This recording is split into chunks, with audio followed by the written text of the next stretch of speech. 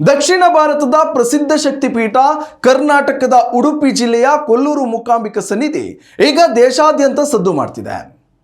ಅದಕ್ಕೆ ಕಾರಣ ತಮಿಳುನಾಡಿನ ಸೂಪರ್ ಸ್ಟಾರ್ ನೂತನ ಮುಖ್ಯಮಂತ್ರಿ ಸಿಎಂ ಜೋಸೆಫ್ ವಿಜಯ್ ಅವರ ಹಠಾತ್ ಕೊಲ್ಲೂರು ಭೇಟಿ.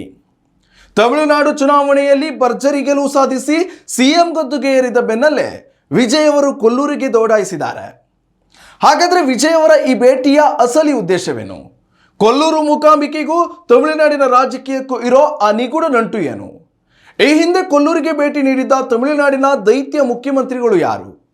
ಜಯಲಲಿತಾ ಅವರು ಕೊಲ್ಲೂರಿನಲ್ಲಿ ಚಂಡಿಕಾ ಹೋಮ ಮಾಡಿಸಿದ್ದು ಯಾಕೆ? ಈ ಕುರಿತು ಕಂಪ್ಲೀಟ್ ಡೀಟೇಲ್ಸ್ ಇಲ್ಲಿದೆ, ವಿಡಿಯೋವನ್ನು ಮಿಸ್ ಮಾಡದೆ ನೋಡಿ. ಪಶ್ಚಿಮ ಘಟ್ಟಗಳ ಕೊಡಚಾದ್ರಿ ಬೆಟ್ಟದ ತಪ್ಪಲಿನಲ್ಲಿ ಪವಿತ್ರ ಸೌಪರ್ಣಿಕ ನದಿಯ ದಂಡೆಯ ಮೇಲಿರುವ ಈ ಕ್ಷೇತ್ರ ಸಾಕ್ಷಾತ್ ಆದಿಶಕ್ತಿಯ ನೆಲವೀಡು. ಕೋಲ ಮಹರ್ಷಿ ತಪಸ್ಸು ಮಾಡುತ್ತಿದ್ದಾಗ ಕಾಟ ಕೊಡುತ್ತಿದ್ದ ಕೌವಾಸುರ ಎಂಬ ರಾಕ್ಷಸನನ್ನ ದೇವತೆಗಳು ಮೂಕನನ್ನಾಗಿ ಮಾಡ್ತಾರೆ.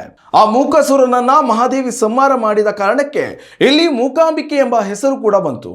ಜಗದ್ಗುರು ಆದಿಶಂಕರಾಚಾರ್ಯರು ಇಲ್ಲಿ ಶ್ರೀಚಕ್ರವನ್ನ ಮತ್ತು ಮೂಕಾಂಬಿಕೆಯ ಪಂಚಲೋಹದ ವಿಗ್ರಹವನ್ನ ಪ್ರತಿಷ್ಠಾಪಿಸಿದ್ರು ಎಂಬ ಇತಿಹಾಸವಿದೆ. ಇಲ್ಲಿನ ಸ್ವಯಂಭೂ ಲಿಂಗದಲ್ಲಿ ಬಂಗಾರದ ರೇಖೆ ಇದ್ದು ಒಂದು ಭಾಗ ತ್ರಿಮೂರ್ತಿಗಳನ್ನ ಹಾಗೂ ಇನ್ನೊಂದು ಭಾಗ ತ್ರಿಶಕ್ತಿಗಳಾದ ಮಹಾಕಾಳಿ, ಮಹಾಲಕ್ಷ್ಮಿ, ಮಹಾಸರಸ್ವತಿಯನ್ನ ಬಿಂಬಿಸ್ತದೆ. ಎಲ್ಲಿ ಬೇಡಿದರೆ ಜಯ ಖಂಡಿತ ಎಂಬ ಬಲವಾದ ನಂಬಿಕೆ ಕೂಡ ಇದೆ. ಕೊಲ್ಲೂರು ಮೂಕಾಂಬಿಕೆಗೂ ತಮಿಳುನಾಡಿನ ರಾಜಕೀಯ ನಾಯಕರಿಗೂ ದಶಕಗಳ ಕಾಲದ ನಂಟಿದೆ. ತಮಿಳುನಾಡಿನಲ್ಲಿ ಯಾರೆಲ್ಲ ಮುಖ್ಯಮಂತ್ರಿ ಗದ್ದುಗೆ ಏರಿದಾರೋ ಅವರೆಲ್ಲರೂ ಕೂಡ ಕೊಲ್ಲೂರಿನ ದೇವಿಯ ಪರಮ ಭಕ್ತರು.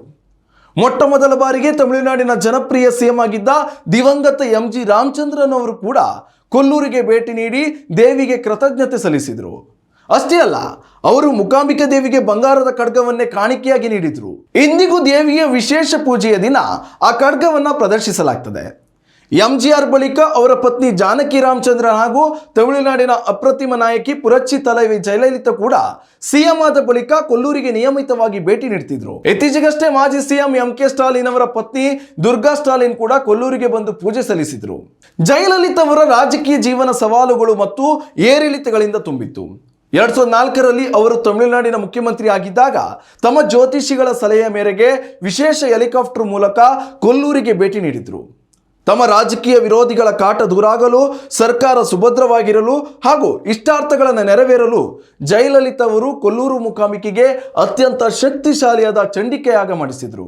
ಅಂದು ದೇವಸ್ಥಾನದ ಆಡಳಿತ ಮಂಡಳಿ ಅವರಿಗೆ MGR ನೀಡಿದ ಬಂಗಾರದ ಖಡ್ಗವನ್ನ ಕೈಗೆ ನೀಡಿದಾಗ ಜಯಲಲಿತಾ ಭಾವುಕರಾಗಿದ್ರು. ಅಷ್ಟೇ ಅಲ್ಲ, ಅಂದಿನ ಅನ್ನದಾನಕ್ಕಾಗಿ 30,000 ರೂಪಾಯಿ ನಗದು ಮತ್ತು ಬರೋಬ್ಬರಿ 1 ಟನ್ ತುಪ್ಪವನ್ನು ದೇವಸ್ಥಾನಕ್ಕೆ ಜಯಲಲಿತಾ ಕಾಣಿಕೆಯಾಗಿ ನೀಡಿದ್ರು. ಹಾಗಾದ್ರೆ ಈಗಿನ ಸಿಎಂ ಜೋಸೆಫ್ ವಿಜಯ್ ಅವರು ಕೊಲ್ಲೂರಿಗೆ ಬಂದಿರೋ ಉದ್ದೇಶವೇನು? ತಮಿಳುನಾಡು ರಾಜಕೀಯದಲ್ಲಿ ಹೊಸ ಇತಿಹಾಸ ಬರೆದು DMK ಮತ್ತು AIADMK ವಿಧಿಮುಖ ಆಧಿಪತ್ಯವನ್ನು ಮುರಿದು TVK ಪಕ್ಷದಿಂದ ಸಿಎಂ ಆಗಿರುವ ವಿಜಯ್ ತಮ್ಮ ರಾಜಕೀಯ ಗುರು MGR ಅವರ ಹಾದಿಯನ್ನೇ ತುಳಿಯುತ್ತಿದ್ದಾರೆ. ಚುನಾವಣಾ ಪ್ರಚಾರದಲ್ಲೂ ಕೂಡ ಜಯಲಲಿತಾ ಹಾಗೂ MGR ಅವರ ಶೈಲಿಯನ್ನು ಅನುಕರಿಸಿದ ವಿಜಯ್ ಈಗ ಸಿಎಂ ಆದ ಬೆನ್ನಲ್ಲೇ ಮೂಕಾಂಬಿಕೆಯ ದರ್ಶನ ಪಡೆಯುತ್ತಿದ್ದಾರೆ. ಯಾವುದೇ ಸಾರ್ವಜನಿಕ ಸಭೆಗಳಿಲ್ಲದೆ ಕೇವಲ ಮೂಕಾಂಬಿಕಾ ದೇವಿಗೆ ವಿಶೇಷ ಪೂಜೆ ಸಲ್ಲಿಸಿ ತಮಿಳುನಾಡಿನಲ್ಲಿ ತಮ್ಮ ಆಡಳಿತ ಯಶಸ್ವಿಯಾಗಲಿ, ರಾಜ್ಯದಲ್ಲಿ ಸುಭಿಕ್ಷೆ ನೆಲೆಸಲಿ ಎಂದು ಪ್ರಾರ್ಥಿಸಲು ಈ ಗುಪ್ತ ಭೇಟಿ ಹಮ್ಮಿಕೊಂಡಿದ್ದಾರೆ. ವಿಜಯ್ ಅವರ ಈ ಭೇಟಿಗೆ ಕಟ್ಟುನಿಟ್ಟಿನ Z+ ಭದ್ರತೆ ಒದಗಿಸಲಾಗಿದೆ.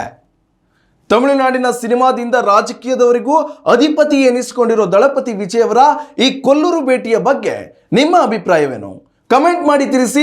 ಮತ್ತೊಂದು ವಿಶೇಷ ವಿಡಿಯೋದ ಜೊತೆಗೆ ನಿಮ್ಮ ಮುಂದೆ ಬರ್ತೇನೆ.